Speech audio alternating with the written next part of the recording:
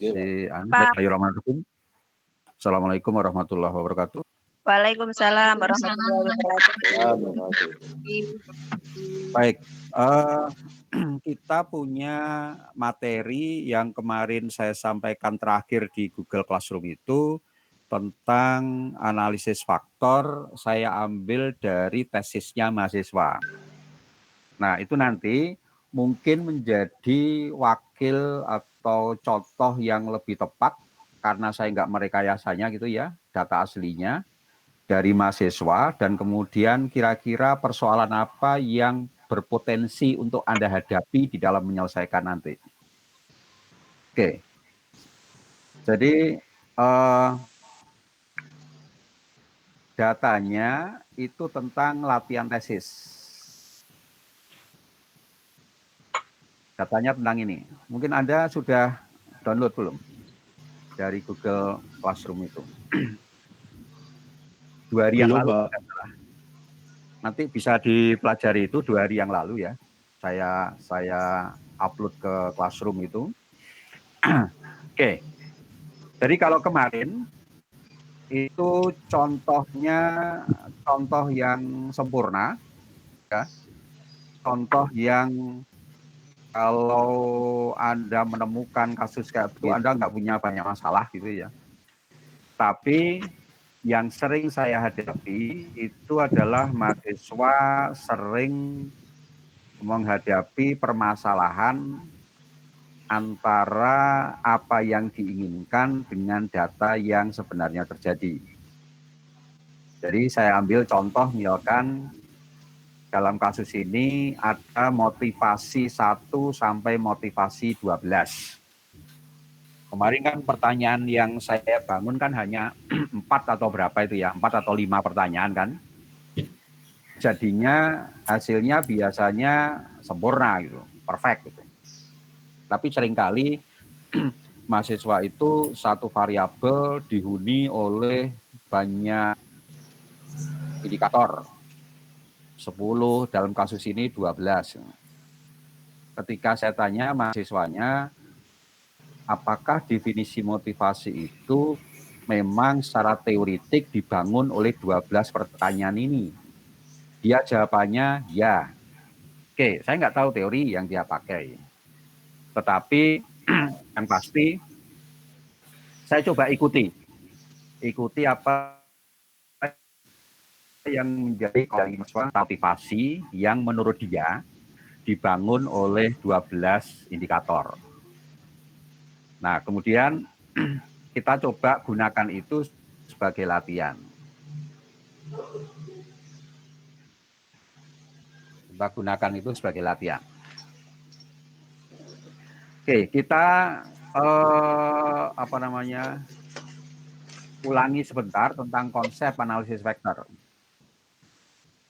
Jadi, dalam kasus ini, analisis vektor itu adalah kita ingin mengidentifikasi struktur utama pembentuk dari variabel, dalam kasus ini ya, variabel motivasi. Jadi, mahasiswa harus punya konsep bahwa variabel motivasi itu didefinisikan bla bla bla dan seterusnya. Definisi operasionalnya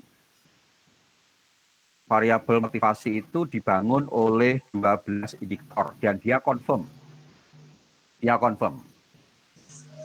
Nah, kita ingin mengidentifikasi benar tidak ke 12 indikator itu merupakan indikator-indikator yang secara statistik layak untuk menjadi faktor pembentuk dari variabel motivasi.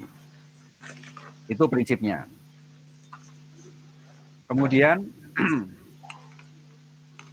secara teoritik, analisis faktor kita itu menggunakan konsep common factor.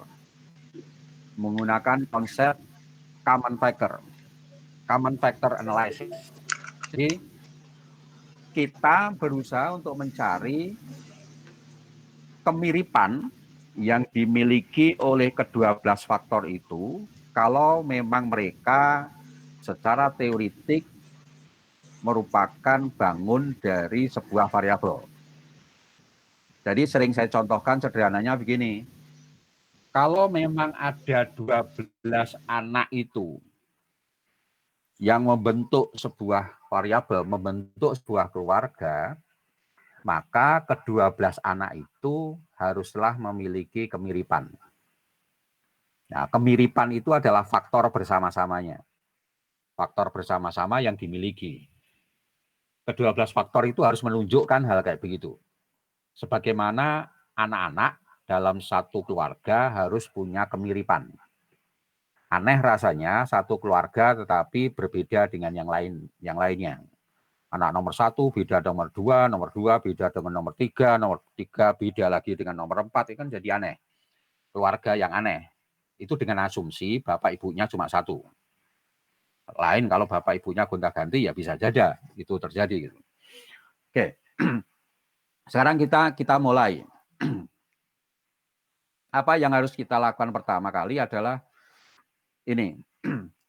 Ada 1, 2, 3, 4. 1, 2, 3, 4 itu adalah variabel-variabel demografis. Jadi yang menggunakan jenis kelamin, menggunakan informasi pendidikan, usia, dan masa kerja. Oke, jadi ini yang biasanya masuk sebagai identitas responden. Nah, kelemahan mahasiswa itu adalah dia menggunakan itu, tetapi tidak dimasukkan di dalam analisis. Seringkali itu hanya untuk pelengkap atau menambah tebal sebuah tulisan. Padahal sebenarnya apa manfaatnya itu di dalam analisis juga nggak jelas. Nah, nanti kita coba memanfaatkan itu. Tapi yang pertama kali harus kita pelajari sekarang adalah bagaimana kita membentuk variabel motivasi itu dari 12 indikator itu. Oke, yang pertama kita klik analyze. Petunjuknya sudah saya berikan semua di modul yang hijau tadi. Kemudian kita klik dimension reduction, kemudian kita sorot ke vector. Oke ya, kemudian kita klik. Kemudian kita klik, muncul namanya deskriptif, kemudian extraction, kemudian rotation, kemudian score, dan option. Muncul data kayak begitu. Nah, langkah pertama di dalam analisis faktor, dan ini belum memasuki analisis faktor, langkah pertama adalah kita menentukan, memasukkan ke-12 indikator ini, ke-12 indikator ini ke kotak variabel. Kotak variabel. Nah, itu artinya kita ingin mengidentifikasi apakah ke-12 faktor itu nanti layak menjadi faktor utama dari variabel yang kita maksud. Oke, kemudian pertama, desain laporan statistik itu selalu yang pertama adalah deskriptif. Kita klik deskriptif. Jadi ini baru gambaran awal. Anda kalau ingin memiliki gambaran deskripsi secara individual, Anda bisa klik univariat. Anda boleh mengklik itu. Jadi univariat statistik itu berarti Anda nanti akan melihat gambaran dari setiap indikator. Sehingga nanti pasti ada 12 indikator yang digambarkan. Tapi kalau itu Anda tidak Anda centang juga nggak masalah. Oke lah, kita centang aja. Oke, itu deskriptifnya.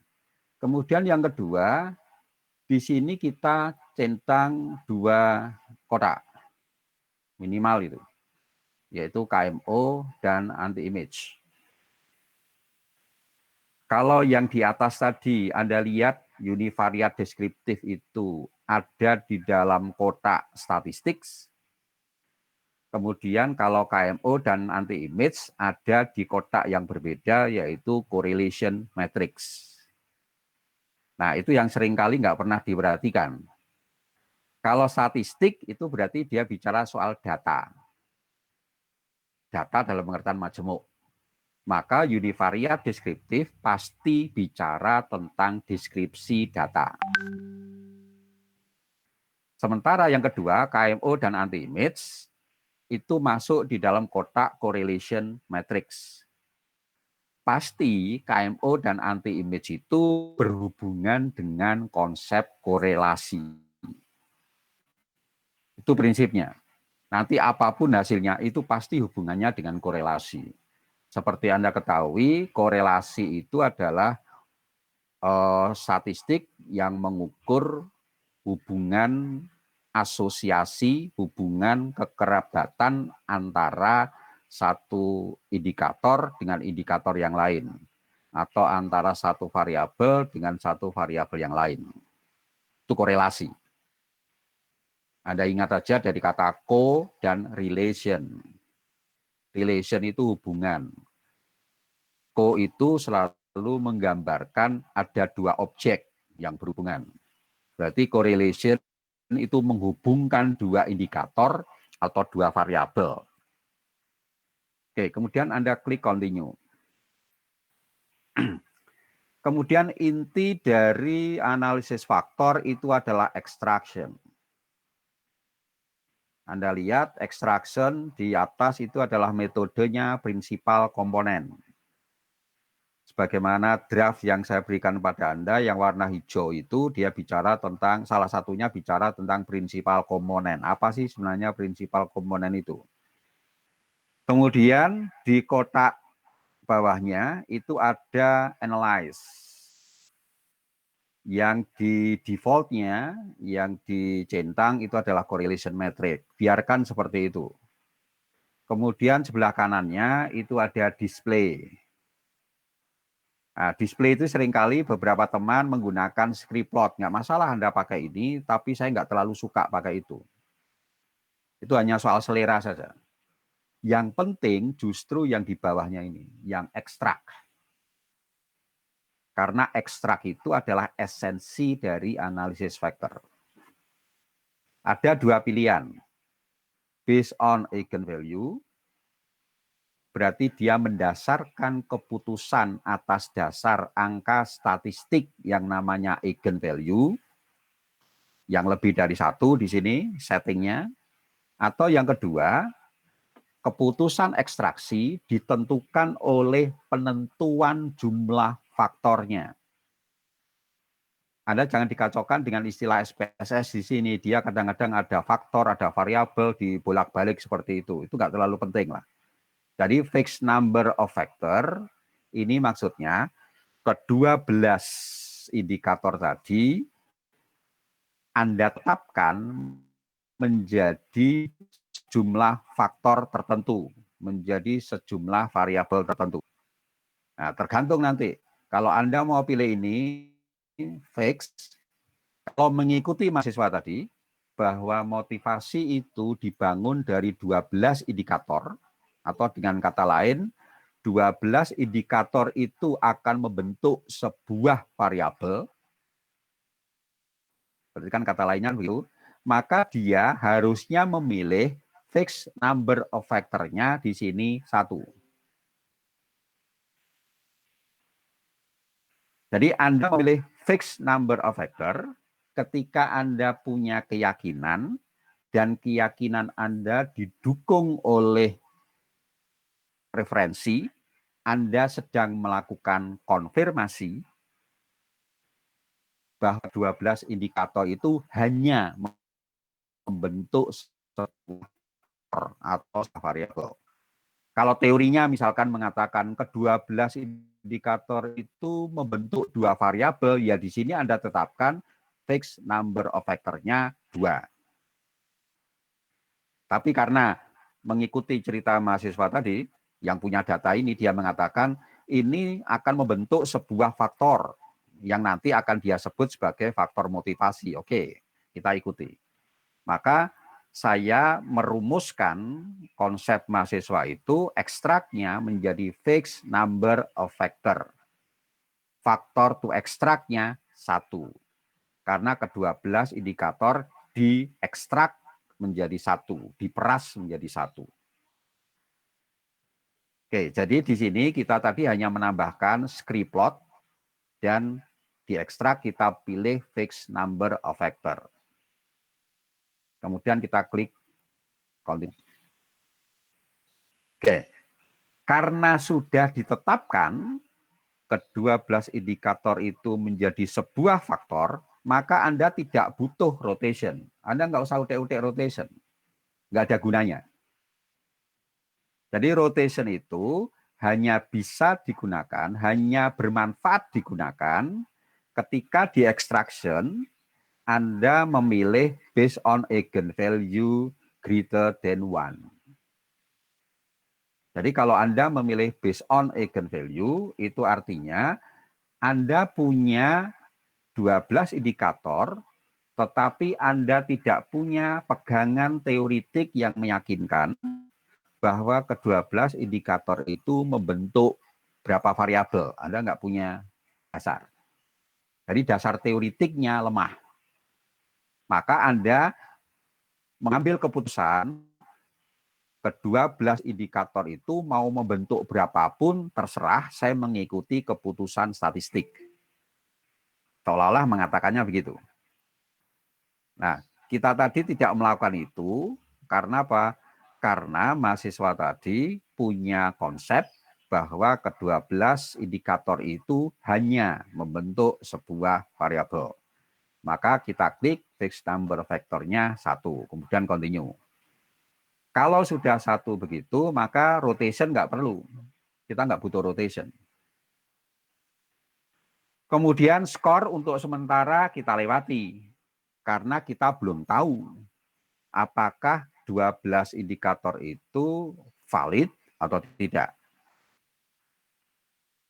Option boleh, namanya juga option, pilihan.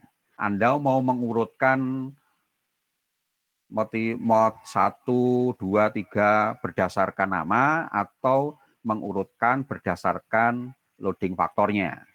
Kalau berdasarkan loading faktornya, Anda klik sorted by size. Jadi sorted by size itu pilihan aja lah, nggak Anda sorted juga nggak apa-apa. Tapi saya lebih suka pakai sorted by size karena saya akan mendapatkan laporan dari statistik mana yang memiliki bobot atau loading faktor yang tertinggi.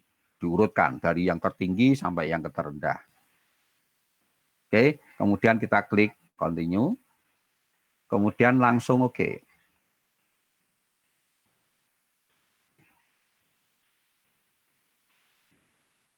Oke, hasilnya akan nampak, bentar.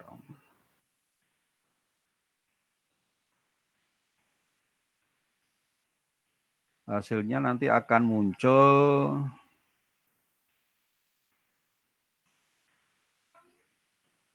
outputnya.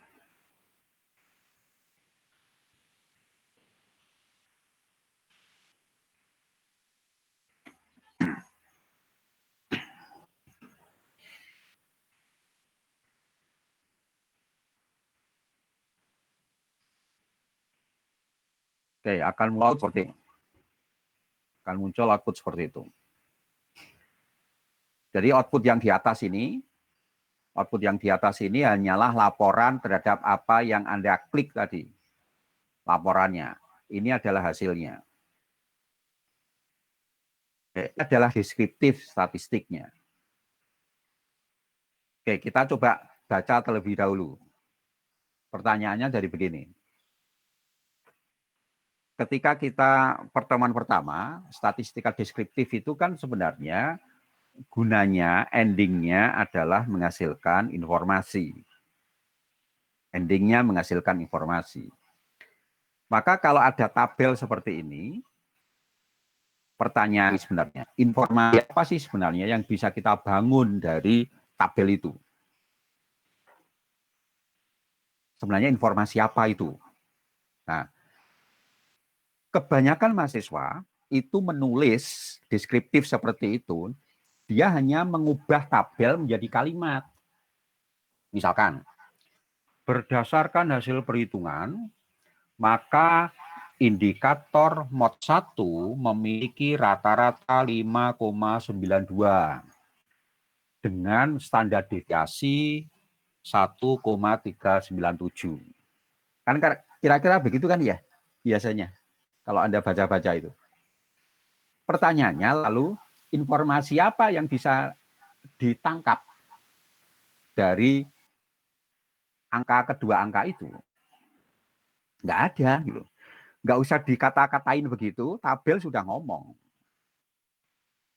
Maka di pertemuan pertama itu saya menyampaikan bahwa Anda harus mendeskripsikan min tidak boleh lepas dari angka dispersi. Dispersi dalam hal ini adalah standar deviasi. Itu menjadi satu paket. Angka min dan standar deviasi itu menjadi satu paket. Anda tidak boleh hanya menyebut, oh minnya sekian, standar deviasinya sekian. Lalu apa? Kemudian yang ini kan datanya ada 116. Nah, tabel ini sebenarnya ingin mengatakan atau bisa kita ambil informasinya, kita ubah menjadi informasi bahwa angka rata-ratanya minnya 5,92. Oke.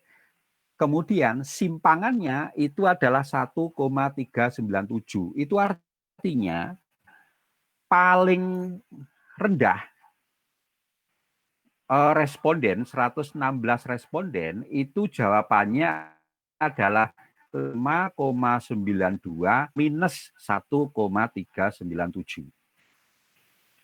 Jawaban paling rendah untuk motivasi 1, rata-ratanya adalah 5,92 minus 1,397. Paling rendah. Tapi paling tinggi adalah 5,92 plus 1,397. Jadi standar deviasi itu hubungannya dengan min adalah plus minus. Semakin lebar standar deviasinya, berarti jawaban responden semakin beragam. Dari mana batasnya? Sebenarnya sederhana saja. Itu apa namanya rule of thumb, menjadi satu acuan yang sederhana. Kalau sampai angka standar deviasinya itu lebih dari separuhnya min, jadi misalkan kalau itu sebutlah 5,92, standar deviasinya itu separuhnya, berarti sekitar 2,46 atau 2,5, berarti ada kecenderungan jawaban responden untuk motivasi 1 itu beragam. Jadi keragaman dari jawaban itu dibaca dari standar deviasi. Maka Anda menggambarkannya sudah cukup dengan satu kalimat saja, mod 1 sampai mod 12 ini. Jadi Anda sampaikan bahwa dalam deskripsi statistik ini yang ingin dicapai, informasi yang bisa dihasilkan adalah sebenarnya jawaban responden itu mengelompok di tengah atau menyebar. Jadi jawaban responden itu cenderung untuk homogen atau cenderung untuk heterogen. Acuannya sederhana. Kalau standar deviasinya itu separuh atau lebih dari min, berarti jawabannya pasti menyebar.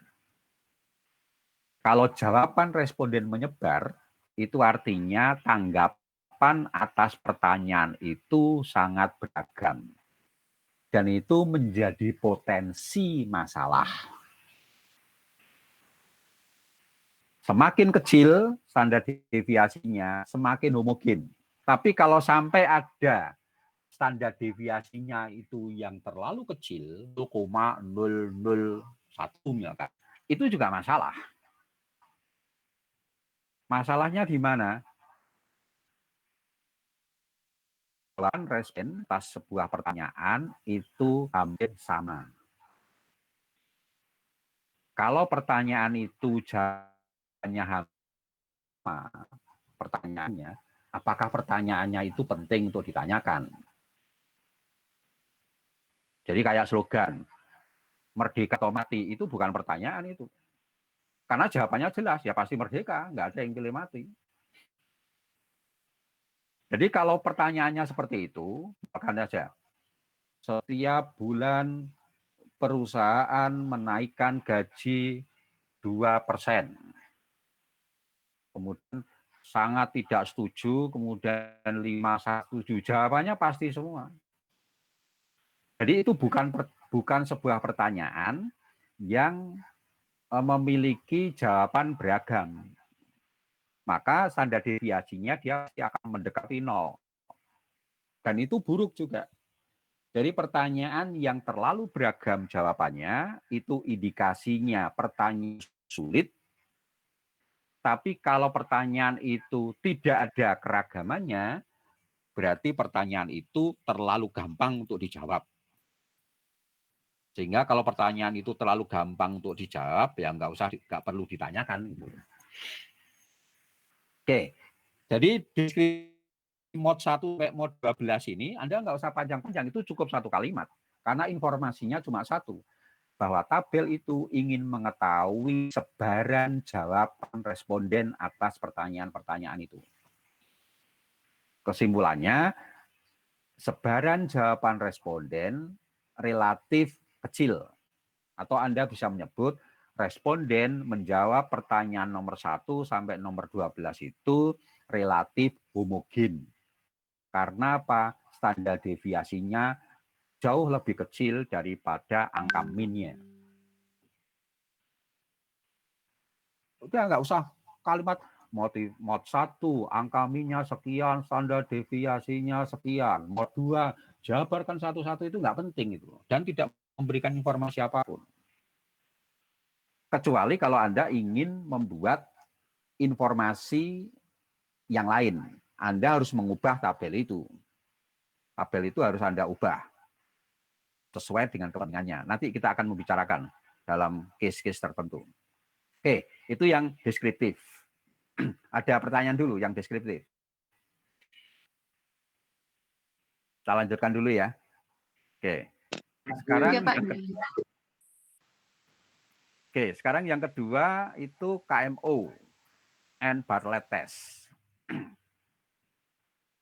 Anda ingat statistik itu hukumnya ini hukum di dalam statistik, hukum dalam tanda petik, kebiasaan di dalam pelaporan statistik. Statistik itu selalu melaporkan dua hal secara berbarengan.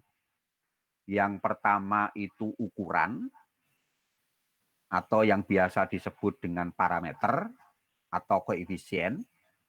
Yang kedua, selalu melaporkan uji statistiknya.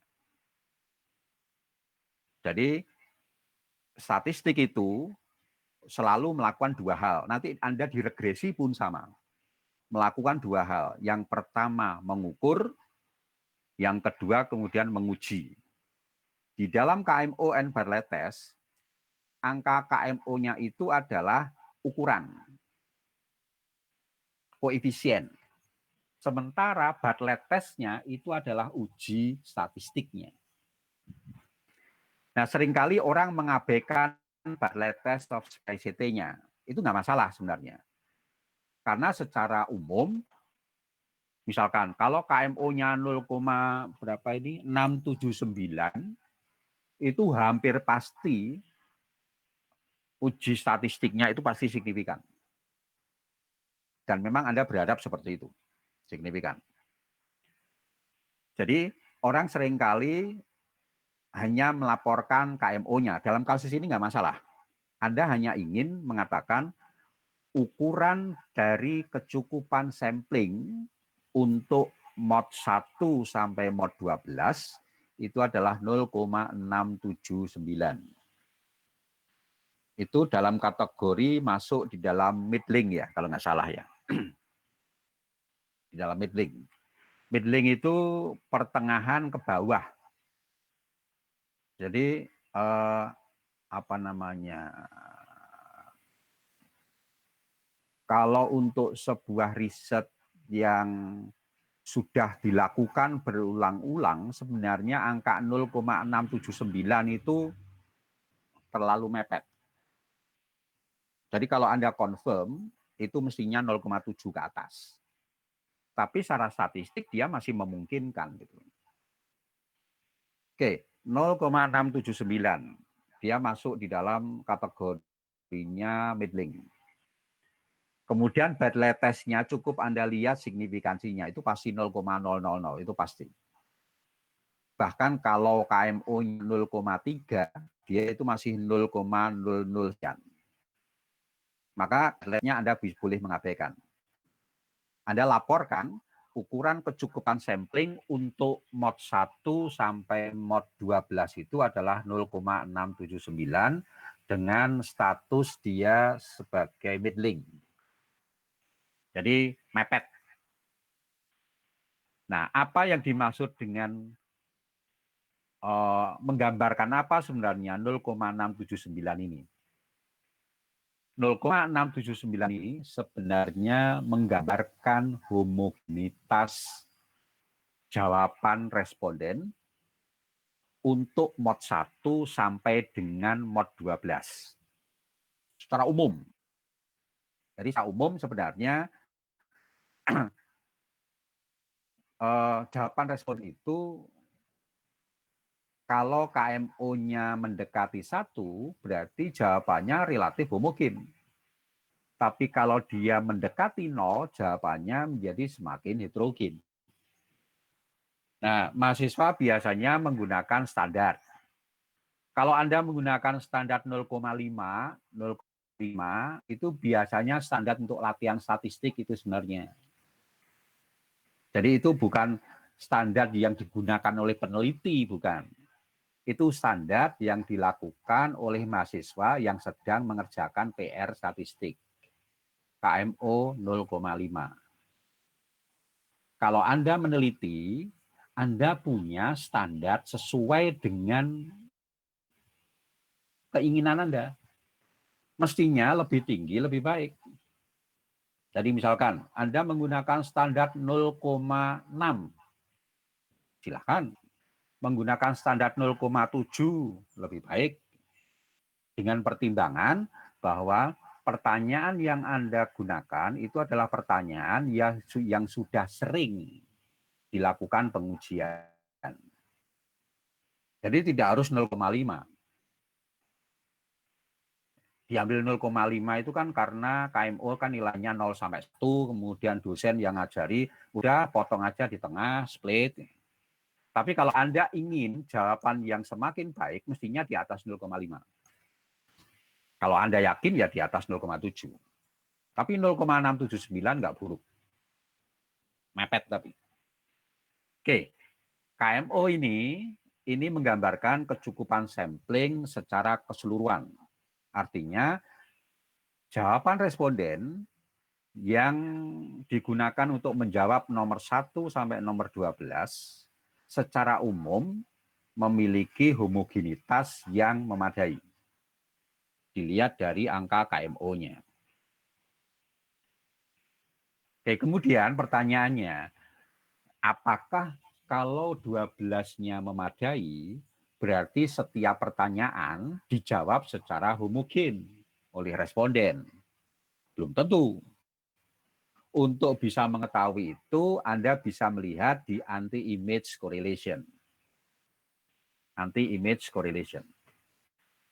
Jadi anti-image correlation itu sebenarnya mengukur KMO tingkat faktor. tiap indikator.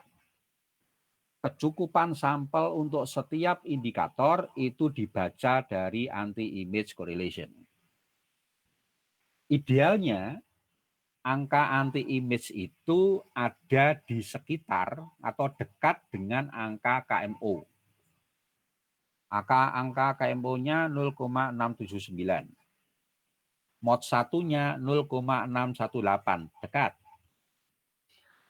Mod 2-nya 0,585, agak jauh. Tapi di sini kita lihat yang paling jauh,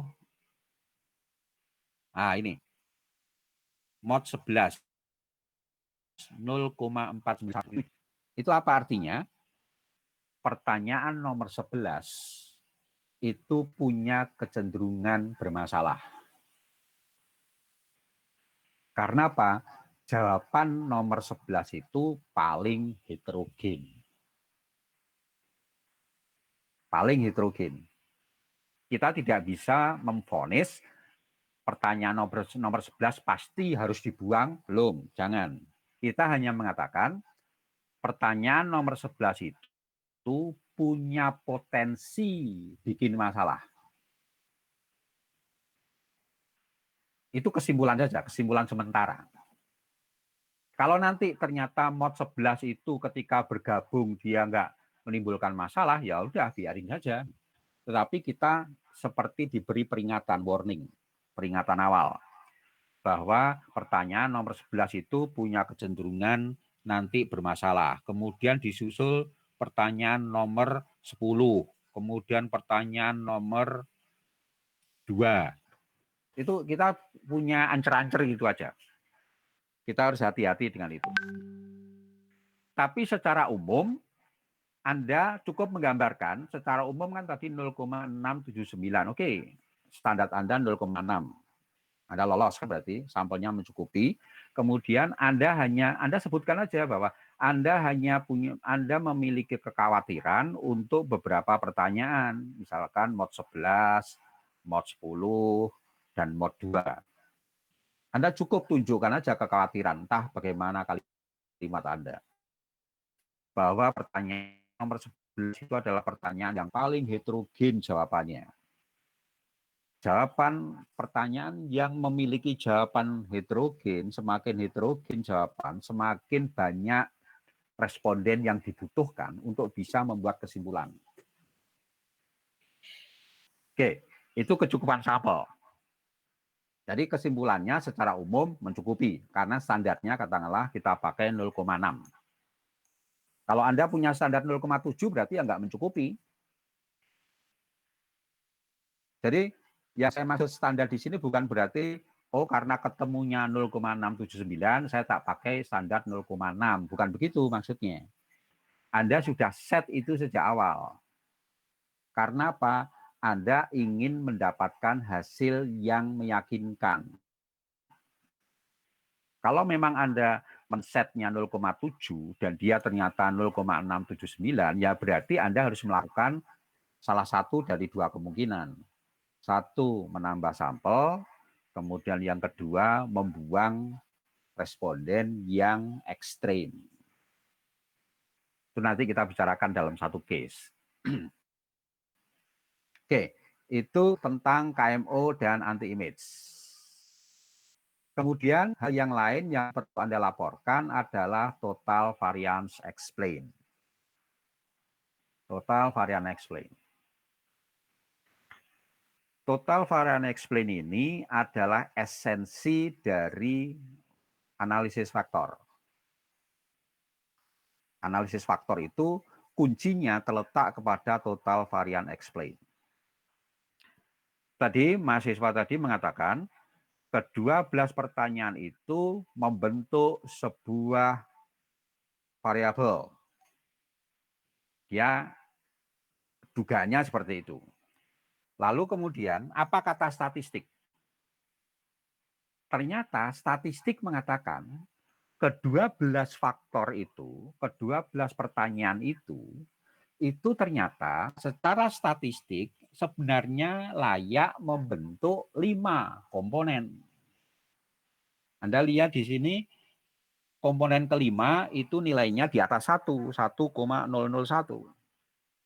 Itu artinya ke-12 pertanyaan itu kalau mengikuti saran statistik itu dia layak membentuk 5 komponen.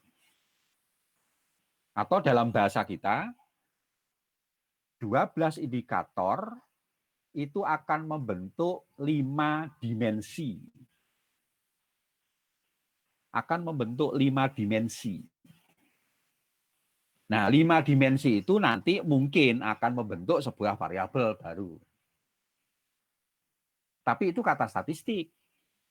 Kita kan berpegang pada konsep bahwa teorinya mengatakan ke-12 indikator itu membentuk sebuah variabel, ya udah biarkan. Apa kata statistik? Ya biarkan, tapi statistik kan juga mengatakan kalau kita menjadikan ke-12 indikator itu sebuah komponen, secara statistik juga layak karena nilainya 3,179. Tapi ada konsekuensinya. Kalau kita memaksakan diri sesuai dengan teori bahwa ke-12 indikator itu akan membentuk sebuah komponen atau sebuah variabel tadi istilahnya, maka kemampuan menjelaskan dari komponen itu hanyalah 26,494%. Jadi sebuah variabel berisi 12 indikator jadi satu. Variabel ini sebenarnya nilainya kemampuan menjelaskan itu hanyalah 26,494. Sisanya yang 73,506% itu kita tidak tahu menjelaskannya dari mana. Yang pasti bukan dari 12 itu. Jadi percentage of variance angka 26,494 ini adalah angka yang menunjukkan kemampuan ke-12 indikator itu di dalam membangun sebuah variabel. Jadi kalau kita memaksa dia menjadi satu. Tapi apakah boleh dipaksa jadi satu? Ya boleh, statistik itu layak dia untuk jadi satu. Hanya kualitas dari variabel itu buruk karena percentage of variance-nya itu rendah. Kalau kita bangun menjadi 2 komponen, layak dan lebih bagus, 40,2%. Bangun menjadi 3, ya lebih bagus lagi, naik jadi 50,486%. Jadi naiknya 13%, 10%, dan seterusnya. Sampai pada yang kelima, kalau kita membentuk 12 indikator menjadi 5 dimensi, katakanlah bahasa kita, itu akan memiliki kemampuan membangun 67, menjelaskan 67,49%. Jadi percentage of variance atau kumulatif percentage itu menggambarkan kualitas dari variabel yang bersangkutan. Jadi kalau ke-12 indikator dipaksa menjadi satu variabel, maka kemampuan ke-12 indikator itu dalam menjelaskan variabel hanyalah 26,494%. Dan itu rendah. Tapi kalau mengikuti statistik menjadi 5 dimensi, maka nanti akan terbangun informasi sebesar 67,49%. Naiknya hampir 40%. Nah, itu pilihan. Statistik hanya memberi gambaran. Anda mahasiswa punya pemikiran begini, statistik ini loh hasil saya begini. Lalu bagaimana sikap peneliti? Apakah harus selalu mengikuti statistik? Jawabannya tidak. Mahasiswa harus mampu mengikuti logika atau akal sehat konseptualnya terlebih dahulu. Konseptual terlebih dahulu yang harus dipegang. Oke. Script plot itu adalah gambaran lain dari total varian explain sebenarnya. Jadi kalau ini titik pertama itu tinggi, anjlok begini, ini berarti penting ini. Nomor 1 ini penting. Sampai kemudian ada yang datar. Yang datar itu berarti sebenarnya menjadi nggak penting. Jadi ke datar itu kan mulai dari 4 sampai 5, 5 sampai ini tambah seperti ini, anjloknya seperti ini jadi nggak terlalu penting. Maka kalau melihat gambar ini sebenarnya berhenti sampai di 5 ini. Udah sampai 5 ini. Satu gerakan seperti ini. Jadi script plot sebenarnya informasinya hanya begitu. Maka saya nggak terlalu suka menggunakan script plot. Anda kalau pakai juga silahkan, nggak apa-apa. Saya lebih suka membangun informasi dari total varian explain.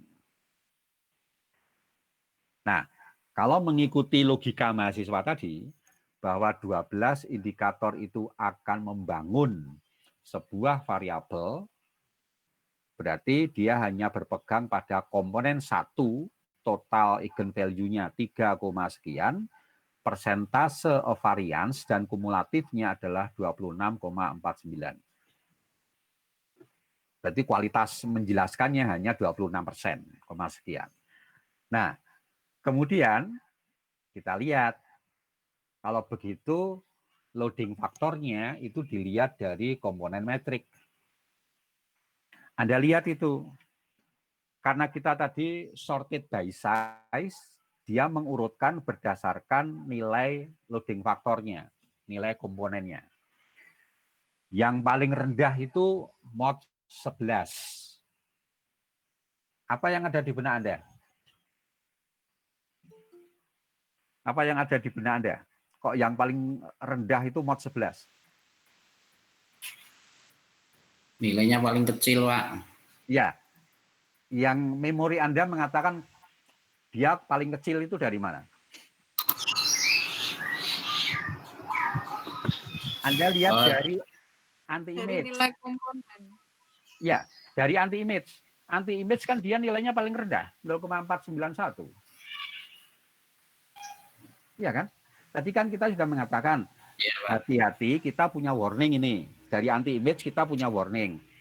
Mod 11, kemudian mod berapa? 10, kemudian mod 2, itu punya potensi masalah. Punya potensi masalah. Kemudian kita lihat di sini mod 11 227, mod 10 360, tadi mod 2, mod 2-nya justru di atas 0,509. 0,509. Tapi di sini ini kan bermasalah semua. Katakanlah mod 9, 12, 10, 1, 11 bermasalah. Karena apa? Loading faktornya rendah. Loading faktornya rendah. Nah, seringkali kan mahasiswa menggunakan standar loading faktor berapa? Berapa biasanya yang digunakan? Loading faktor minimalnya berapa?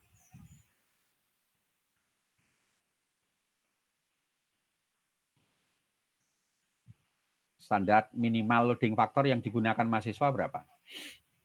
Ya saja. 0,4 loh, Pak. 0,4. Oke. Kalau 0,4 itu kan berarti yang mod 12, 10, 1, 11 diapakan? Dibuang. Dibuang, ya, Pak. Oke, dibuang. Kalau misalkan Anda buang, kemudian pertanyaan saya begini. Tadi katanya confirm. Katanya teorinya sudah mapan.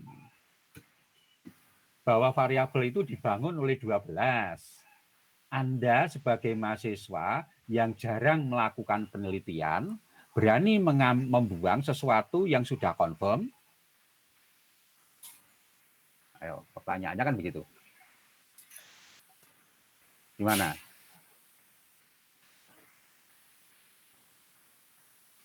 Ayo. Saya tanya balik. Tadi di awal katanya confirm. Ini teorinya kuat.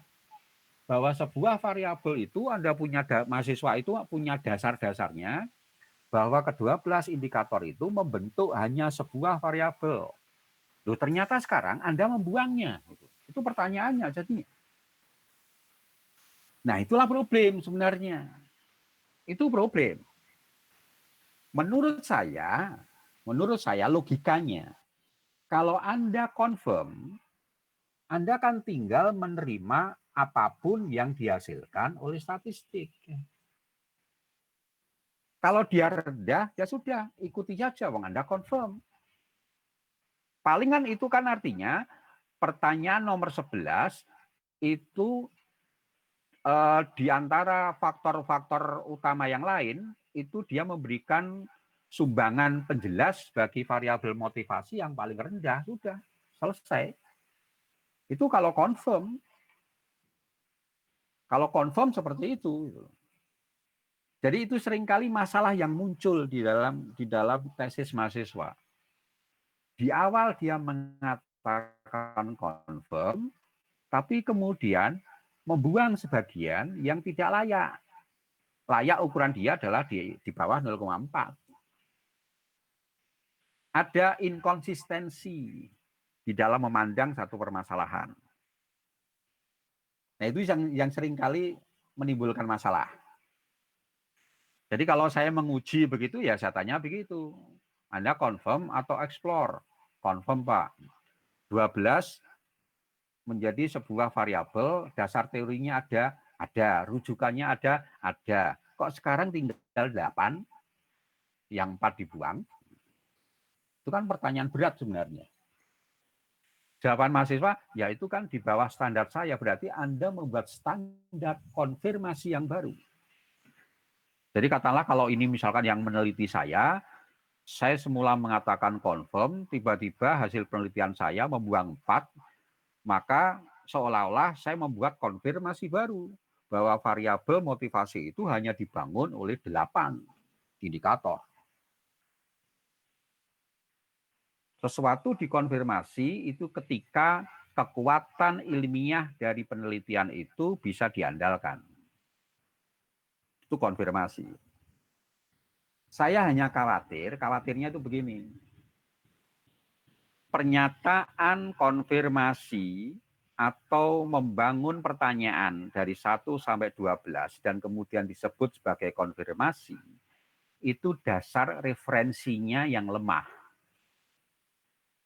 Saya khawatirnya begitu.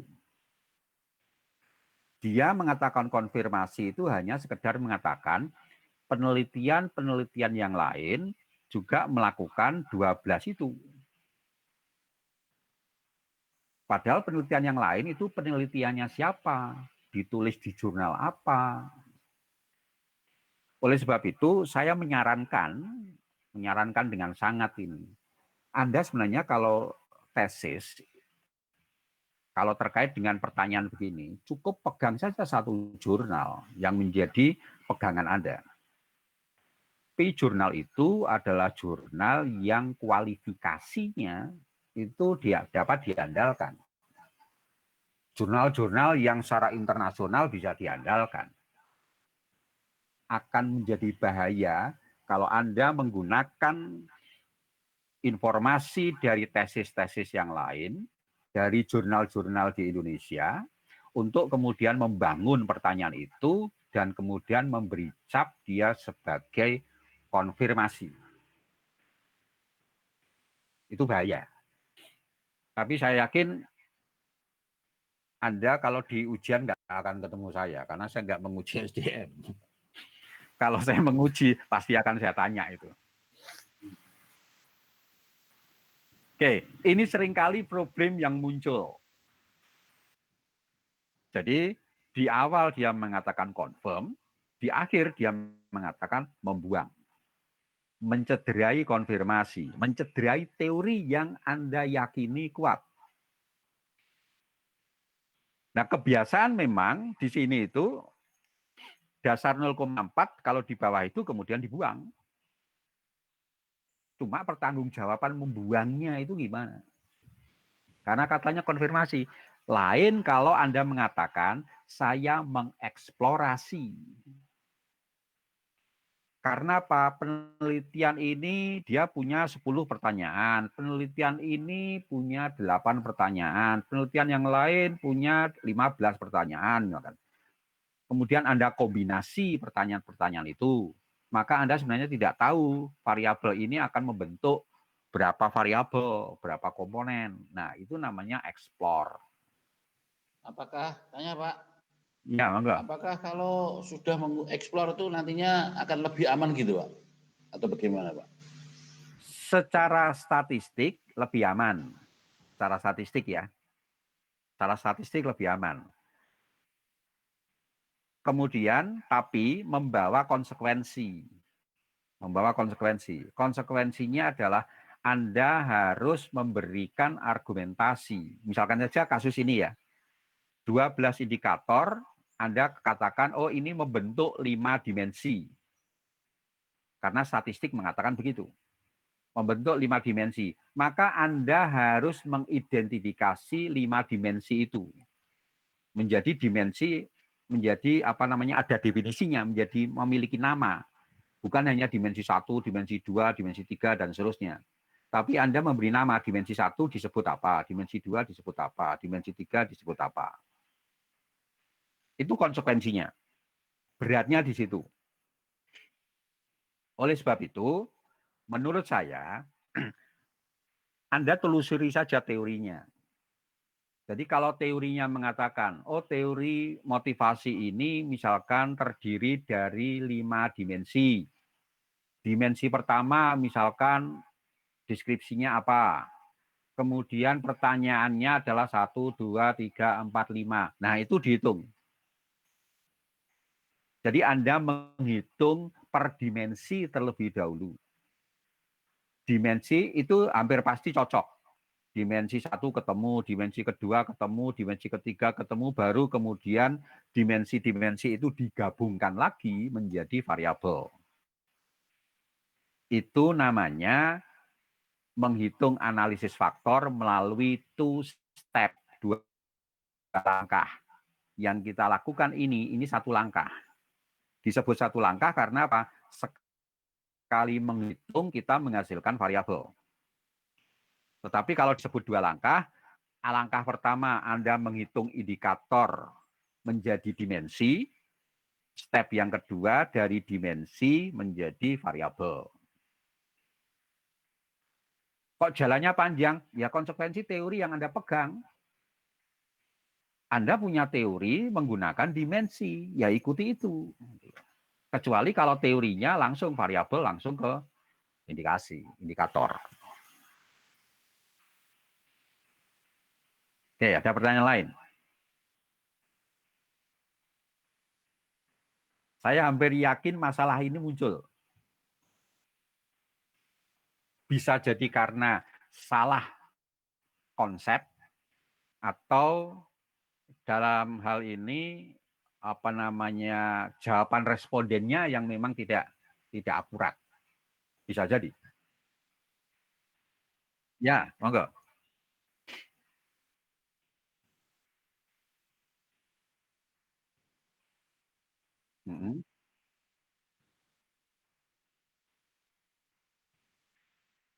Nggak apa-apa. Nggak apa-apa. Boleh. Yang penting Anda sebenarnya mengikuti apa kata teori. Anda akan aman itu, mengikuti kata teori. Jadi kalau teorinya itu sebuah variabel, dia punya 2 dimensi, ikuti itu. Bentuk berarti cari nilai dimensinya dulu, dimensi 1, dimensi 2 ketemu, baru bergabung menjadi variabel. Caranya nanti sama. Jadi kalau ini apa namanya, misalkan kita anggap saja ya, kita anggap motivasi ini punya dimensi. 5 dimensi melalui 12 pertanyaan. Oke, katakanlah seperti ini. Maka kita menyelesaikannya itu dengan tidak menggunakan ini. Extraction-nya tidak 1, tapi kita dasarnya ini. Based on eigenvalue. Kalau kita explore. Atau kalau kita yakin, ke-12 itu membentuk 5 dimensi. Ini Anda klik fixed number, tapi ini bukan 1, tapi 5. Itu artinya ke-12 indikator akan membentuk 5 faktor. 5 faktor itu yang kemudian kita sebut dimensi. Kemudian kita klik continue. Karena ada 5 lebih dari 1, Anda mengaktifkan rotation. Pilih yang paling sederhana, Varimax. Paling sederhana itu. Kemudian Anda klik continue, selebihnya sama, langsung oke. Hasilnya tidak beda dengan yang lain, tetapi dia mampu mengelompokkan siapa masuk kemana. Itu. Dari rotated component metric. Ini kan dimensi 1, dihuni oleh mod 3, 4, 2. Karena dia yang paling tinggi kan. Kemudian di komponen dimensi yang kedua, 6, 7, 5.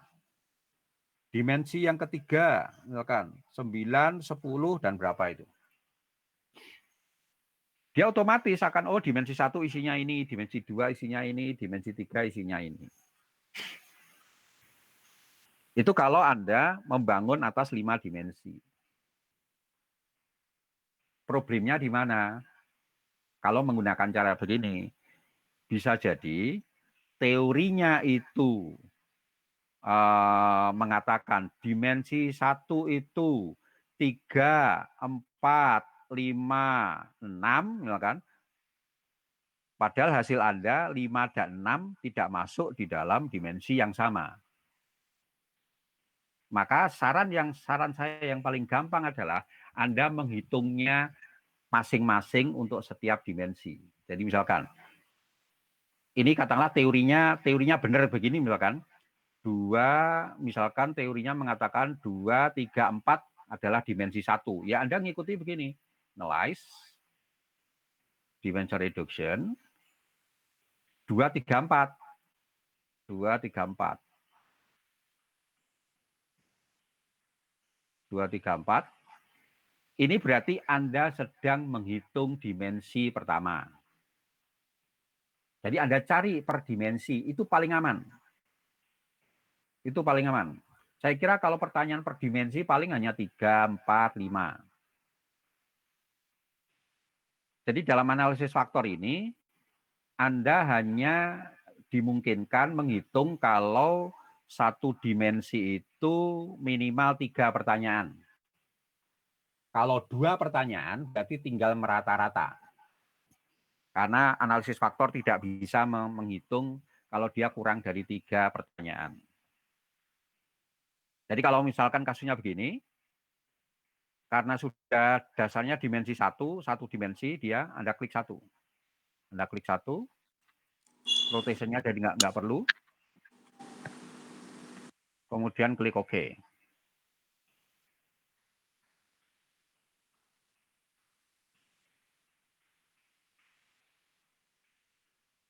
Nah, Anda membentuk satu dimensi. Dimensi satunya ini.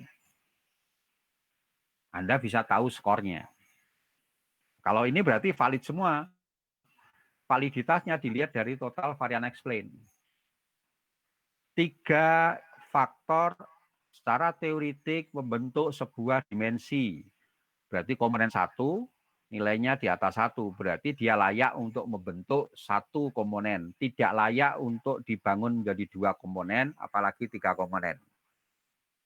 Maka ini artinya indikator 2, 3, 4 secara statistik valid untuk membentuk dimensi pertama. Dengan loading faktor yang tinggi-tinggi, 877. 0,6,8.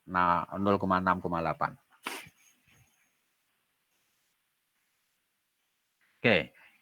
Kesalahan konsepsinya sebenarnya adalah 1, khawatir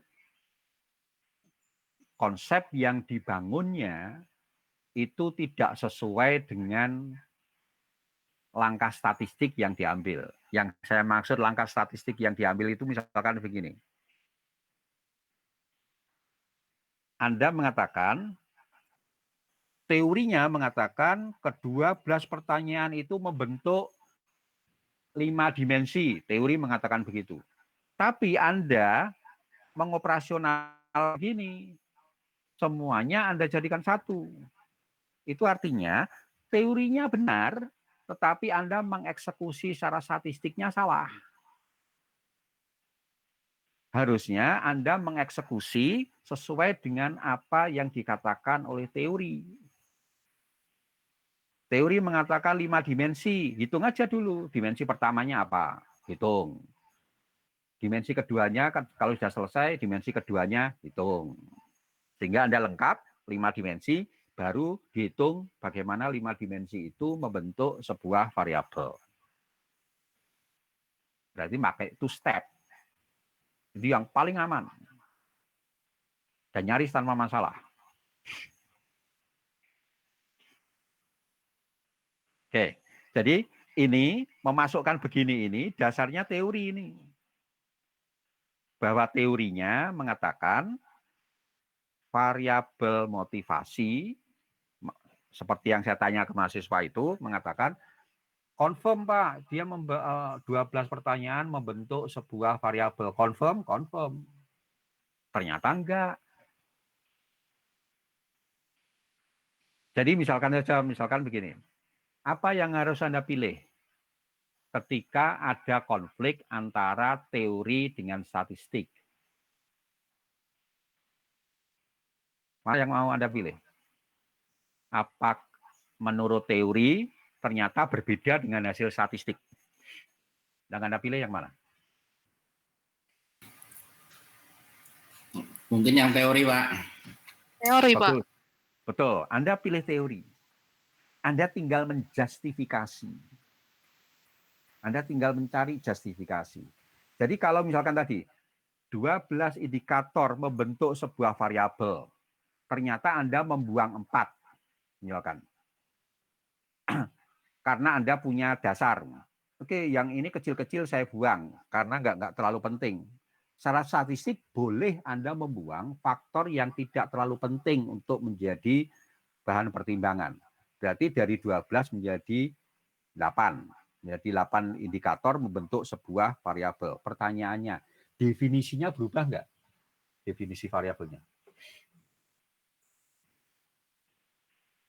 Yang semula sejumlah 12 ada definisinya, sekarang tinggal 8. Definisinya berubah nggak? Berubah. Tidak, Pak. Hah? Masa definisi dari 12 indikator sama definisi dari 8 indikator nggak berubah? Kan pasti berubah. Informasinya berubah kok. Bisa jadi lebih sederhana, bisa jadi lebih spesifik. Karena dari 12 dipotong menjadi 8. Nah, seringkali mahasiswa membuang sekian indikator, tetapi tidak ngutak-ngatik tentang definisi variabel itu. Harusnya ditegaskan bahwa dalam penelitian ini semula menduga 12 faktor itu akan membentuk sebuah variabel, ternyata variabel itu hanya dihuni oleh 8 faktor. Itu harus diungkap. Faktor apa yang hilang, faktor apa yang utuh. Kemudian Anda cek, apakah yang utuh yang 8 ini membutuhkan definisi yang baru atau tidak. Bisa jadi itu berubah, bisa jadi juga tidak. Jadi kalau 12 tinggal 8, itu rasa-rasanya perlu revisi tentang definisi variabel. Tapi kalau 12 tinggal 10 gitu, ya mungkin nggak masalah, mungkin nggak terlalu banyak berubah. Tapi kalau sudah kehilangan 30%, nah itu mungkin jadi pertimbangan untuk meredefinisi dari variabel yang bersangkutan. Jadi itu problem itu muncul ketika kita salah menerapkan konsep ke dalam statistik. Makanya statistik itu sebenarnya mengikuti teori yang ada. teorinya mengatakan ada 5 dimensi, ikuti 5 dimensi. Jangan langsung dijadikan satu. Kan di marketing itu ada yang sampai pada 8 dimensi kalau nggak salah. Pertanyaannya bisa sampai 32 atau berapa. Ya Anda harus menghitung dimensi 1 sampai dimensi 8 terlebih dahulu. Dimensi tangible misalkan untuk kepuasan layanan. Kemudian dimensi empati, itu kan harusnya dihitung satu-satu paling gampang. Kalau dijadikan satu, runyam nanti itu nanti definisinya. Pasti jadi masalah. Oke, ada pertanyaan? Ya. Ada lagi? Ada lagi yang mau ditanyakan?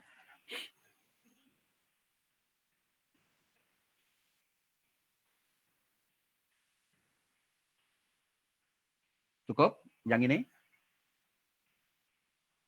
Cukup. Cukup ya? Oke. Sekarang begini. Katakanlah kita ambil aja lah, misalkan tadi misalkan 12 itu 12 ini tadi teorinya kita pakai yang biasa begini.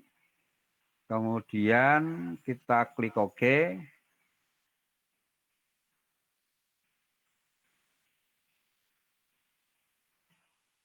Kita klik OK. Sorry.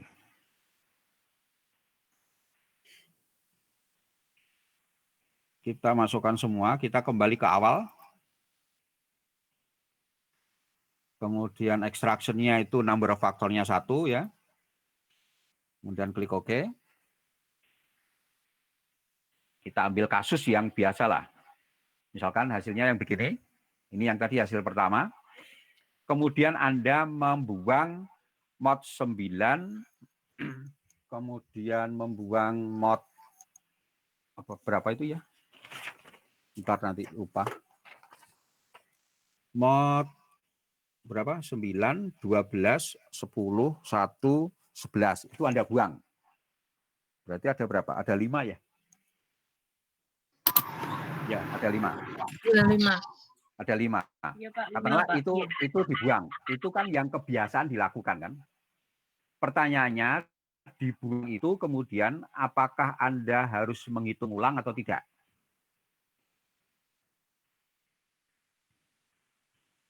Gimana? Menghitung ulang, Pak. Harusnya menghitung ulang. Karena Anda sekarang mendefinisikan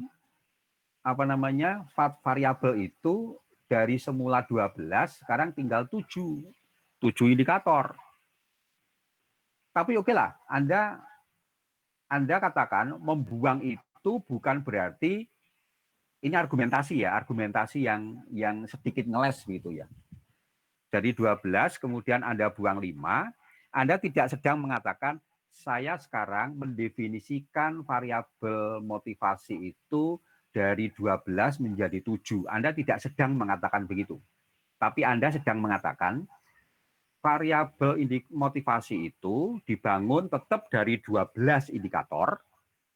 Namun karena ada 5 indikator yang derajat penjelasannya itu rendah, maka kemudian Anda mengabaikannya.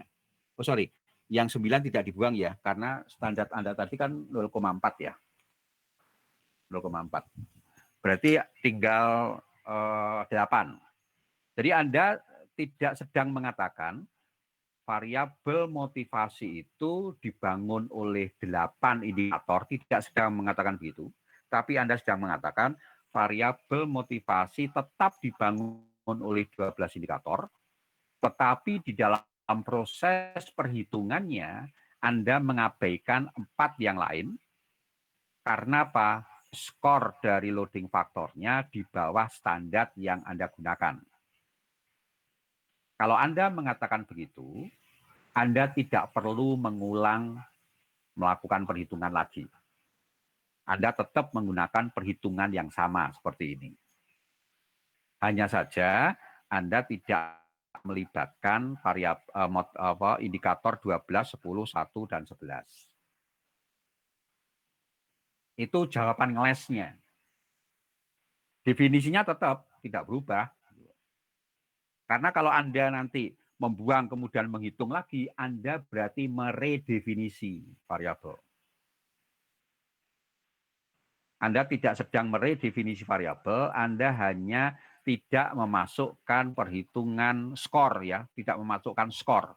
Tidak memasukkan skor variabel motivasi dari indikator 4 yang terendah hasilnya. Tapi sebenarnya saran saya yang paling gampang itu adalah tidak perlu membuang. Tidak perlu membuang. Jadi udah masukkan saja ke 12-12-nya sekalipun skornya itu 0,2. Karena apa? Teori mengatakan begitu. Itu paling gampang sebenarnya. Oke. Sekarang kita sudah tahu bahwa 12 indikator itu valid membentuk sebuah variabel, hanya kemampuan menjelaskannya relatif rendah kan, 26,49% tadi. Itu sudah valid. Analisis faktor bisa menghasilkan bukan hanya sekedar keputusan valid, tapi juga mengukur skor. Kalau memang mod 1 sampai 12 itu valid membentuk sebuah variabel, maka skornya berapa? Nilai variabel itu berapa?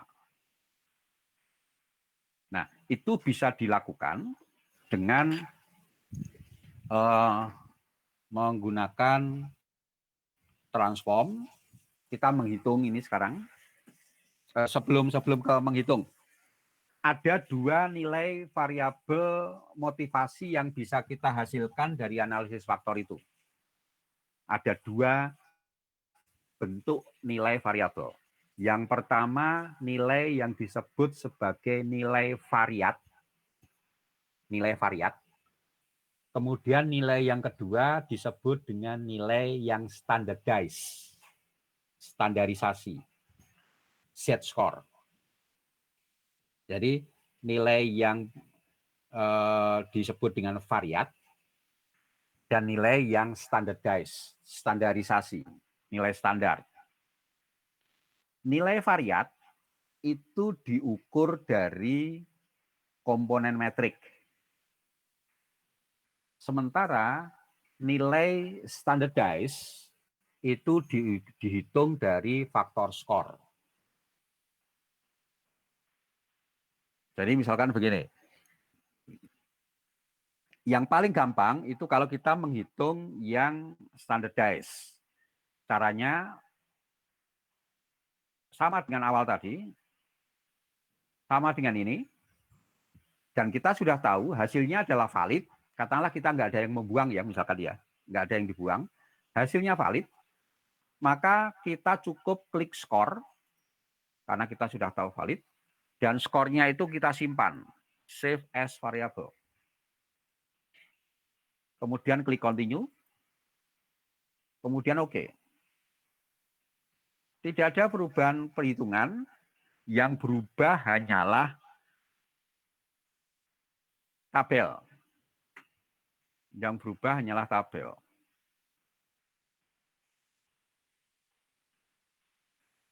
Tabelnya akan ada skor yang muncul. Dari skor yang muncul,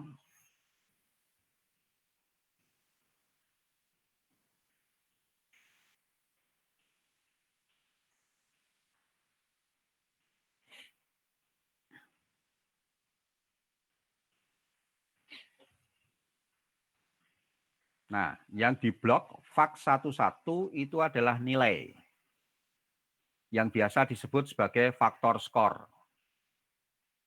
Jadi ini adalah faktor skor dari regresi yang dihasilkan. Nah, di sini adalah faktor skor. Ini adalah nilai dari variabel motivasi yang terbangun dari 12 indikator. Itu nilainya. Nilai faktor skor ini nilainya plus dan minus. Nilai tengahnya itu 0. Kemudian yang kedua, itu adalah kita bisa menghitung nilai, sebelum lupa kita ubah dulu ini namanya. Misalkan namanya adalah V-mod. Saya beri nama V-mod.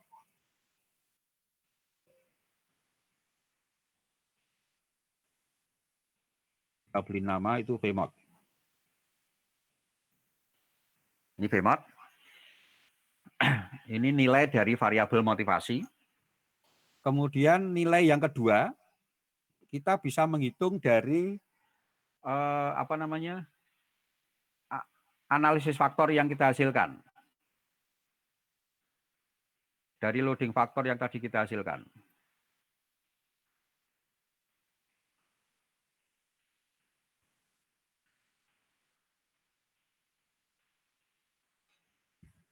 Sorry, double ya. Yang kedua itu nggak usah diperhatikan itu.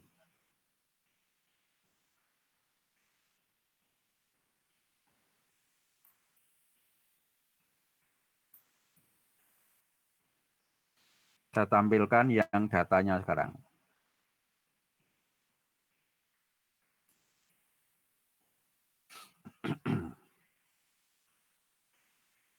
Outputnya.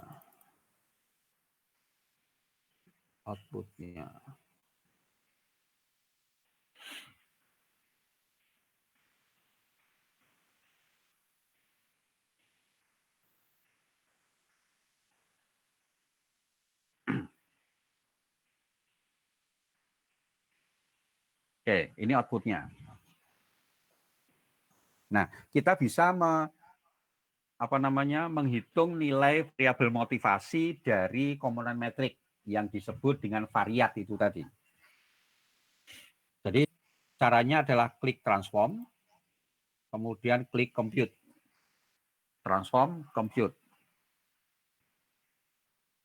Nanti akan muncul begini. Kemudian target variabel kita beri nama variabel yang mau kita hasilkan. Katakanlah variabelnya adalah kita namakan variabel mod. Kalau tadi vmod, sekarang mod. Kemudian berapa nilainya? Nilainya adalah dari loading faktor 0,62 kalikan mod 5. Ini ditambah 0,642 kalikan mod 8. Ditambah ya. Ditambah. Kemudian ditambah 0,639. Semuanya dimasukkan. Kalikan mod 6. Kemudian mod 7. Kalikan 0,622. Mod 3. Kalikan 618. Mod 2 kalikan 0,509 ditambah mod kalikan 504 ditambah mod 9 kalikan 463 ditambah mod 13 kalikan 0,62 ditambah mod 10 kalikan 0,360 ditambah mod 1 kalikan 0,328 tambah mod plus kalikan 0,227. 0,227. Jadi ini perkalian antara loading faktor dengan faktornya. Kemudian langsung kita klik OK. Nah, nanti di tabelnya itu akan muncul. Di tabelnya itu akan muncul.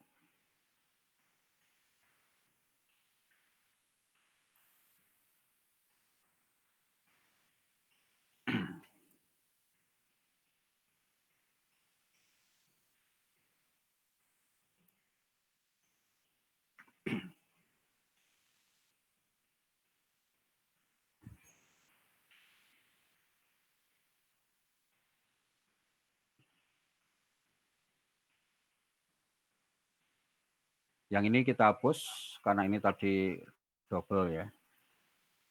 Nah, jadi ini mod. Anda lihat nilainya beda. Ini adalah faktor skor, ini adalah variatnya. Jadi ini faktor skornya, ini adalah variatnya. Lalu apa kegunaan dari kedua bentuk ini? Kegunaannya bisa beda-beda. Kalau Anda menggunakan regresinya nanti, menggunakan mediasi atau moderasi, maka Anda tidak boleh menggunakan yang faktor skor. Datanya Anda harus menggunakan data yang variat. Tapi kalau Anda hanya sekedar meregres, regresi biasa, tanpa mediasi, tanpa moderasi, Anda boleh pakai kedua-duanya, salah satunya boleh. Karena apa? Kalau nanti Anda melakukan regresi dengan menggunakan moderasi, misalkan, katakanlah bentuknya Anda kalikan. Apa namanya? Bentuknya Anda kalikan. Misalkan variabel X1 dikalikan variabel moderasinya. Anda tidak boleh menggunakan data faktor skor untuk Anda operasionalkan perkalian. Juga nanti kalau Anda pakai mediasi, Anda kalau mediasi kan biasanya disarankan pakai Sobel test. Kalau Anda pakai Sobel test, perhitungannya didasarkan atas koefisien yang unstandardized. Perhitungan Sobel test didasarkan atas koefisien yang unstandardized. Koefisien unstandardized itu hanya boleh dibangun dalam kasus ini melalui variabel yang berbentuk variat, hasil perhitungan faktor skor dengan faktornya. Ini dua ukuran dengan dua kepentingan yang berbeda. Oke, kenapa saya perlu menjelaskan begini? Di dalam regresi, mungkin Anda sudah dijelaskan apa bedanya koefisien unstandardized dengan koefisien yang standardized. Pernah dijelaskan? Anda menghasilkan regresi, kemudian muncul koefisien unstandardized dan koefisien standardized. Itu yang dipakai yang mana, membacanya bagaimana? Pernah dijelaskan?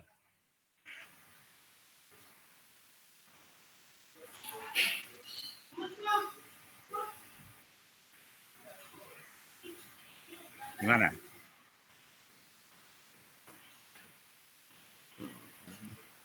Apa bedanya dalam regresi ya?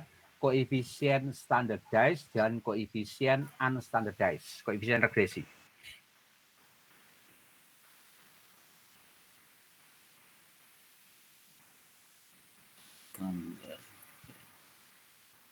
Apa tulisannya?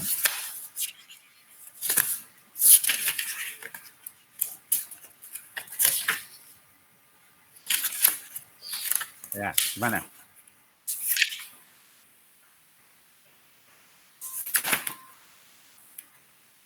Anda kalau regresi yang nanti Anda pakai itu yang koefisien yang unstandardized atau yang standardized koefisien? Yang standar guys, Pak. Yang standardized. Kenapa Anda pakai itu? Karena sudah distandarisasi, Pak. Ya, Nilai. Kenapa?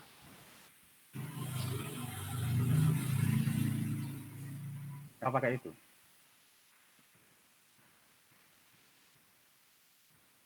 Jadi koefisien yang unstandardized,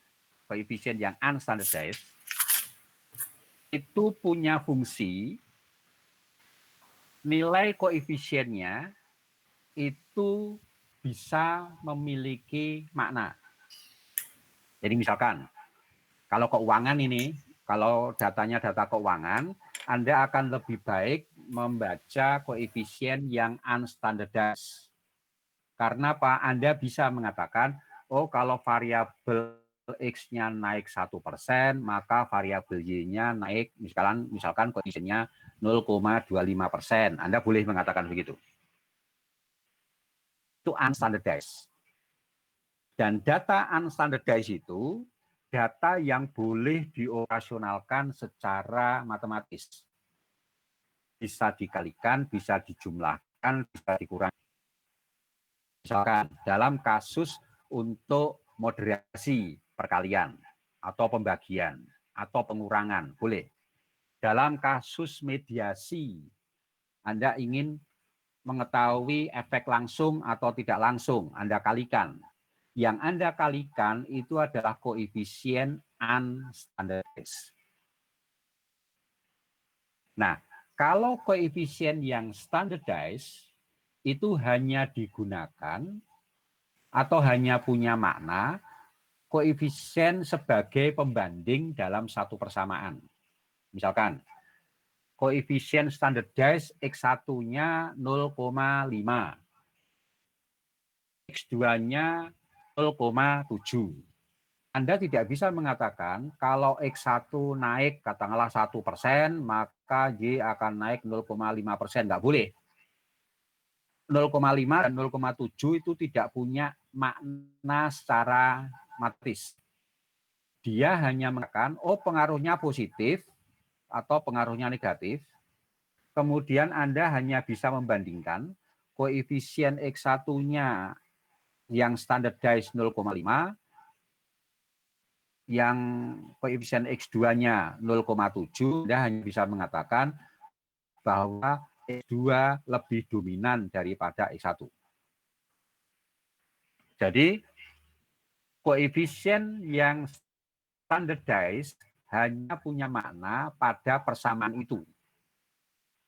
Sementara koefisien unstandardized Anda bisa membandingkan dengan persamaan lain. Karena sifat unstandardized itu Anda bisa mengoperasionalkan secara matematis. Nah, kalau sifat koefisien unstandardized bisa dioperasionalkan secara matematis, maka Anda tidak boleh membangun koefisien unstandardized dari data standardized.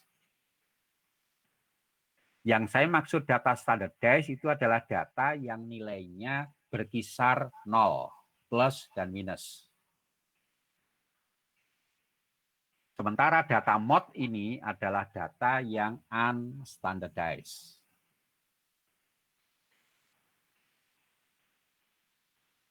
Jadi, kalau nanti Anda, ada kan yang pakai moderasi, mediasi ada?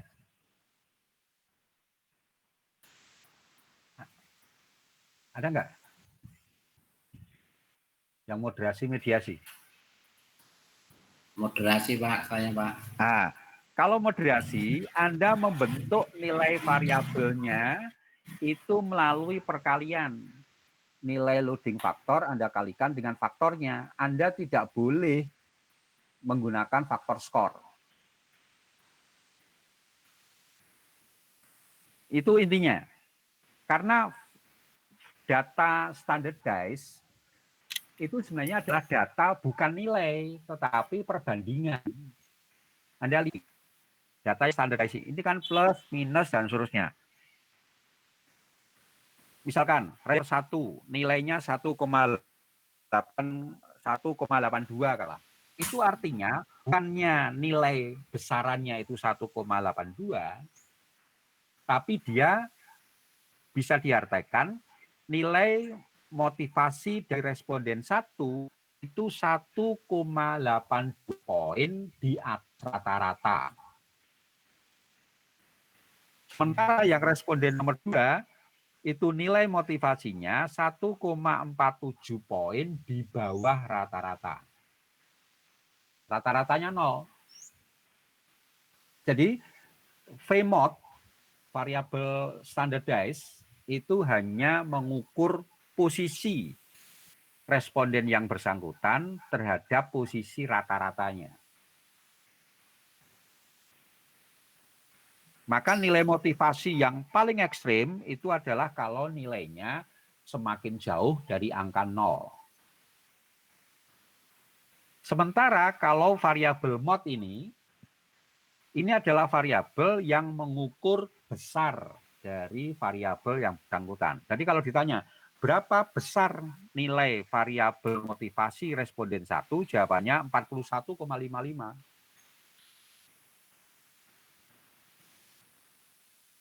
Dari 2 pertanyaan. 12 pertanyaan itu kan paling rendah, nilainya kan masing-masing 1, kan berarti 12. Paling kecil kan. Katakanlah mod 1 ya mod 2 dijawab 1, mod 3 1 sampai 12 kan berarti kalau di total minimal kan 12. Paling tinggi itu kan jawabannya 5 semua. 5 kali 12 60. Jadi rentangnya antara 12 sampai 60. 12 terkecil, 60 tertinggi. Nilai variabel mod untuk responden 1 itu adalah 41,55. Itu nilai variabelnya. Bisa dijumlahkan secara matematis, bisa dioperasionalkan, tapi apakah punya makna? Jawabannya enggak. Enggak punya makna. Oleh sebab itu, ketika koefisiennya nanti Anda kalikan di dalam kasus mediasi atau moderasi, maka yang Anda kalikan harus dipastikan berasal dari nilai variat, bukan nilai faktor skor, bukan nilai standardized. Oke, itu intinya. Jadi, analisis faktor itu bisa mengidentifikasi faktor utama, valid dan tidaknya, kemudian bisa juga menghasilkan ukuran. Itu validitasnya. Oke, ada pertanyaan?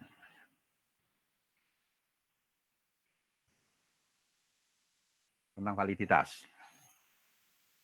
Ini bagian yang paling krusial. Karena ketika Anda salah di dalam melakukan keputusan di validitas, maka ukuran dari variabel Anda tidak valid.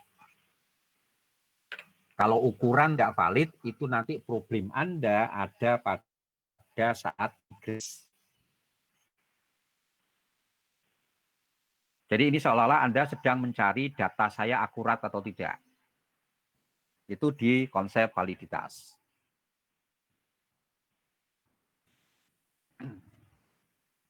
Jadi Anda menduga responden nomor 1 nilai motivasinya itu 41,55. Responden nomor 2 nilai besarnya nilai motivasinya adalah 29,54. Tapi dilihat dari posisi keseluruhan, responden nomor 1 itu 1,8 poin di atas rata-rata. Responden nomor 2 1,47 di bawah rata-rata. Itu cara memaknai skor yang bersangkutan.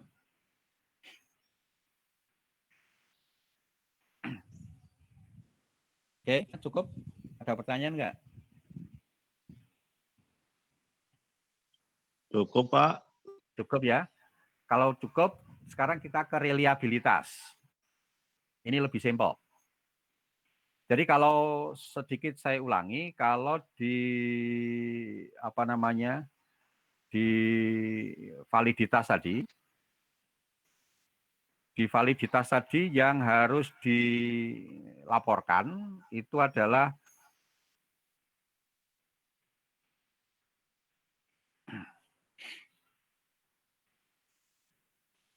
KMO, seperti di laporan ini ya. Jadi ini KMO. Ini Anda buat tabel sederhana saja nilai KMO-nya. Kemudian nilai anti-image. Kemudian masukkan nilai total varian explain. Dan ini persamaannya tadi. Kemudian nilai komponen metrik. Ini semuanya sudah saya tulis di situ.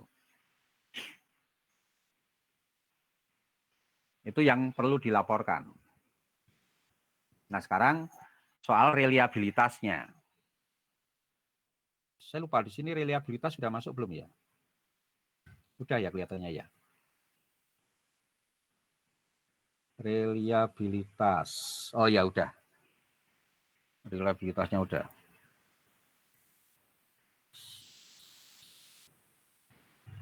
Kita coba eksekusi reliabilitasnya.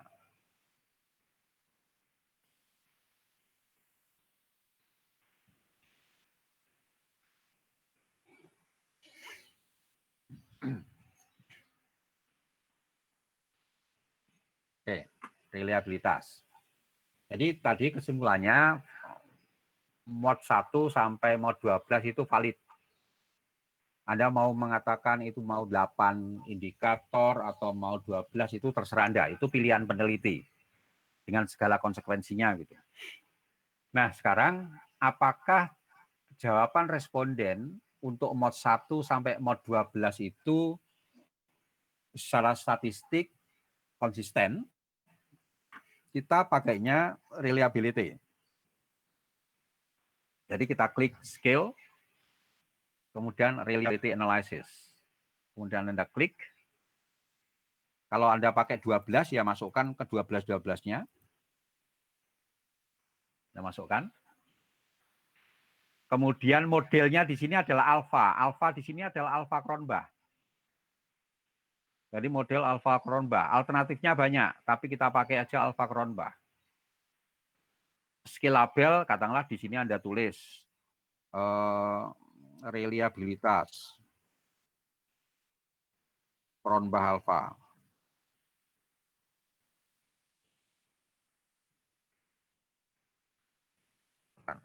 Kemudian statistiknya. Anda centang semua boleh sih, cuma saran saya minimal scale if item deleted. Minimal itu. Minimal scale if item deleted. Kemudian klik continue. Kemudian Anda klik OK. Anda klik OK. Hasilnya bisa dilihat di situ.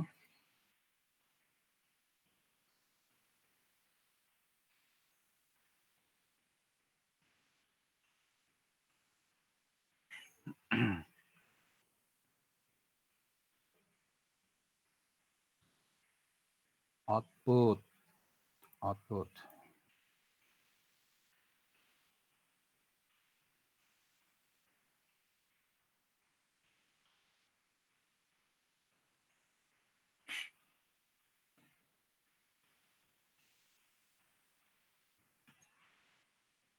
Reliabilitas Cronbach alpha. Nah, yang pertama itu pengumuman, ini sifatnya, nggak usah dibahas. Nomor 2, ini sama dengan KMO ceritanya. Itu adalah reliabilitas umum. Jadi seolah-olah Anda tidak menjawab pertanyaan, apakah jawaban responden untuk pertanyaan nomor 1 sampai nomor 12 itu konsisten, jawabannya adalah nilai alfa Kronbachnya ini 0,726. Itu relatif kuat konsistennya, relatif konsisten 0,726.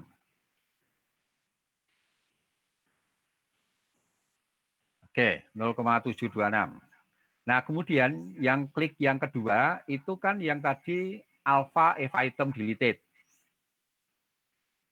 Untuk apa ini? Ini seperti anti-image.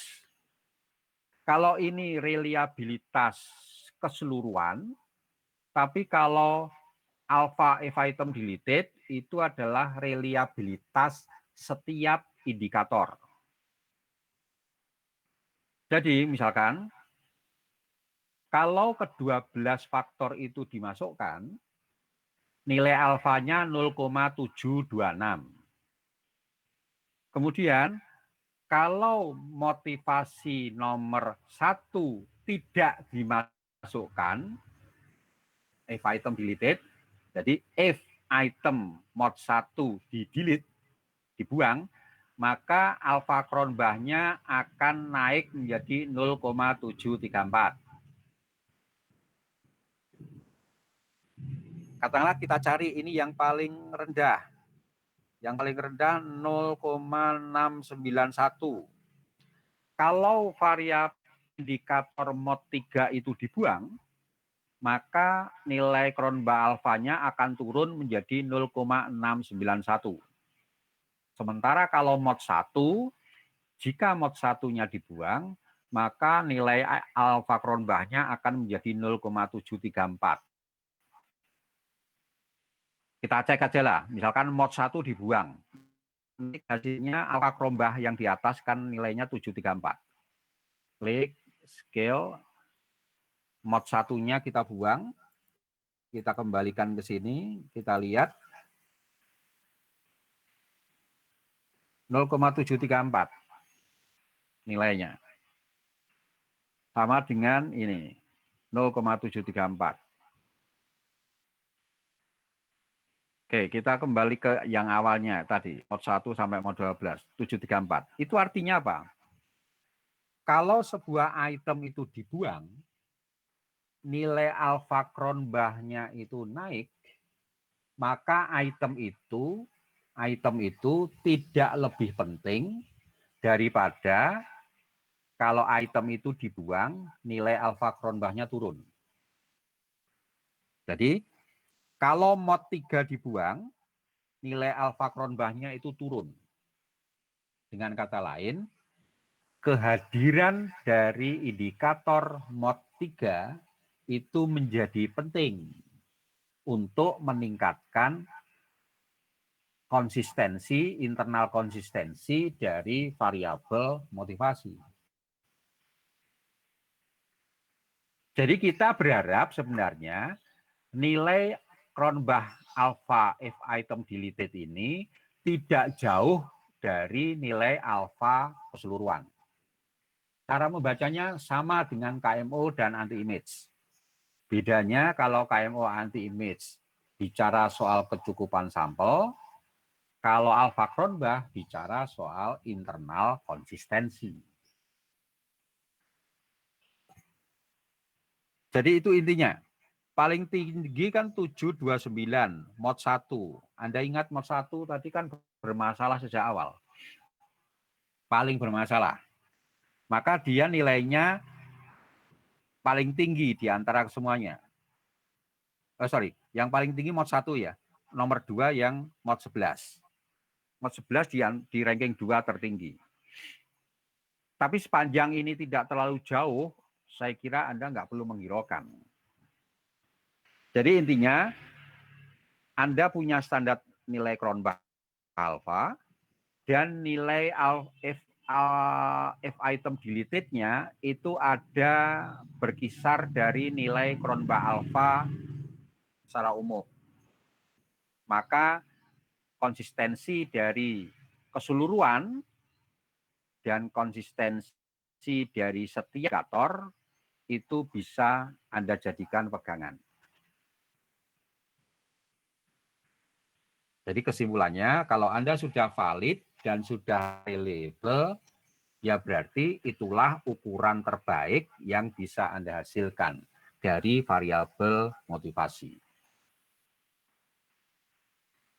Oke, itu intinya untuk analisis faktor dan reliabilitas. Dan reliabilitas yang 0,726 ini artinya ukuran kita itu 72,6% mendekati true score. Mendekati nilai yang sebenarnya. Dan yang sebenarnya berapa kita nggak tahu. Bagaimana cara membentuk nilai yang sebenarnya atau Cronbach alfanya 1, kita nggak tahu. Kita tahunya dari 12 ini, kita internal konsistensinya atau kedekatan dengan true score-nya adalah 72,6%. Jadi kalau seharusnya nilainya 100, tapi dinilai 72,6, ya inilah hasil kita. Jadi kalau nilai 100 itu A, ternyata 72,6 itu cuma dinilai B. Meleset. Tetapi itu lumayan daripada nilai C.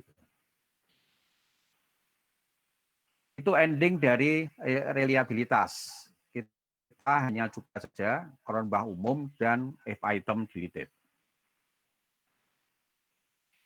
Oke, ada komentar?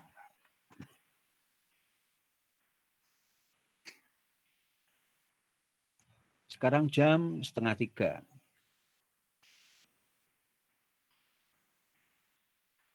Mana? Ada komentar? Terus Pak, terus. Ya terus kan sudah selesai kita. Ada pertanyaan nggak? Atau pertanyaan yang lain di luar itu nggak masalah? Yang terkait dengan tesisnya boleh.